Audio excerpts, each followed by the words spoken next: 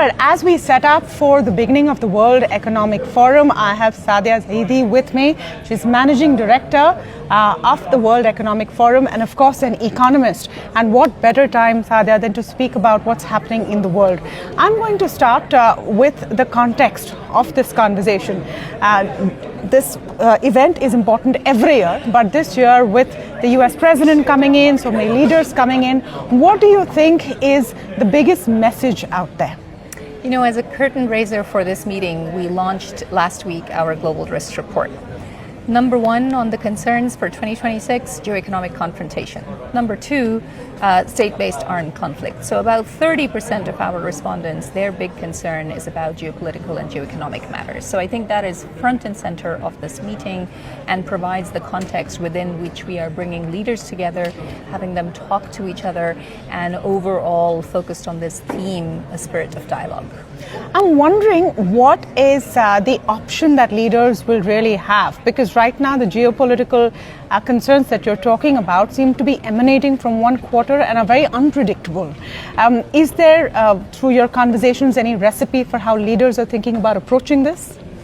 Well, I think as we've seen throughout economic history, any moment of turbulence also leads to some element of, let's say, creative destruction or some element of opportunity for others. So what we've seen from our chief economist survey is that over 90% of them expect that what's going to peak right now is bilateral trade agreements and unilateral or regional trade agreements. So there is suddenly going to be a lot more impetus and a lot more opportunity, particularly from countries from the global south, to be connecting with each other and to be signing a lot more deals and agreements with each other. So I think there are opportunities in this moment, and yet at the same time we do also have to fix on thinking about how to collaborate with each other, continuing the kind of economic cooperation that we've had in the past. Because if we were to be in a world that was fully economically nationalistic, or if we were to be in a world in which everybody aimed to only focus on producing everything themselves, it simply would not actually work, and it would take away the opportunity and livelihoods for so many people around the world. Yeah, so that's sort of what India is doing as well, signing FTAs. Just one point on the impact of what we've seen on tariffs. The US economy seems to be doing fine. The world economy may be suffering, but the US economy is doing fine. Is there any economic incentive for that government to walk back? So I think a number of different things here. So yes, we are entering 2026 with a much more resilient economy than had been predicted in the past. Yeah.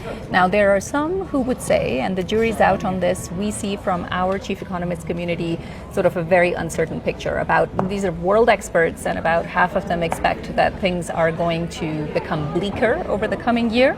So still over 50% are expecting that things are going to becoming bleaker. So I don't think we're out of the woods on that front. But on the other hand, you do also see, to your point, much more resilience than we had been predicting.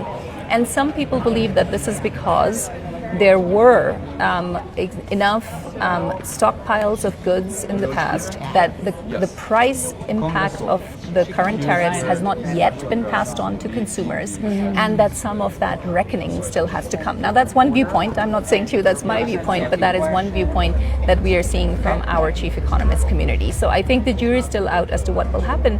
But then let's also look at what is happening in the rest of the world. To the point that we've just made, because there will be so many more agreements, FDI flows between other countries, again, there could be opportunity. But number one risk remains geo-economic confrontation, not just in the form of tariffs, investment screening, control of critical resources, control of supply chains. This type of competition can be, in the medium to long term, even if it isn't in the short term, relatively damaging to all parties concerned. Absolutely. Last question. When you talk about global risk, we've talked about geopolitics. What about AI?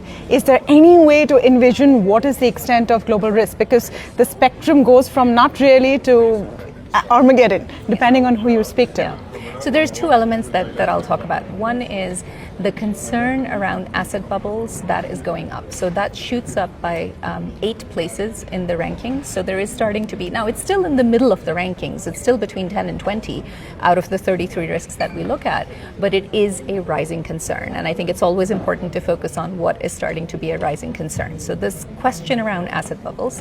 Then there's the second piece, which is coming from our chief economist community. They believe, again, the jury's out among them as well as to whether this is truly a bubble or not, but they believe that if it is a bubble, and if it does burst, then 73% of them believe that it would have an outsized economic impact across the global economy, not just limited to certain firms. So that's on the economic side of it. Then there's the human side of it, and that is where in the short term, there aren't really very deep concerns when it comes to the adverse effects of frontier technologies, including AI. But in the longer term, this is one of the risks that jumps up from number 30 to number 5 in the 10-year time frame. So 25 spots over the next 8 years or so.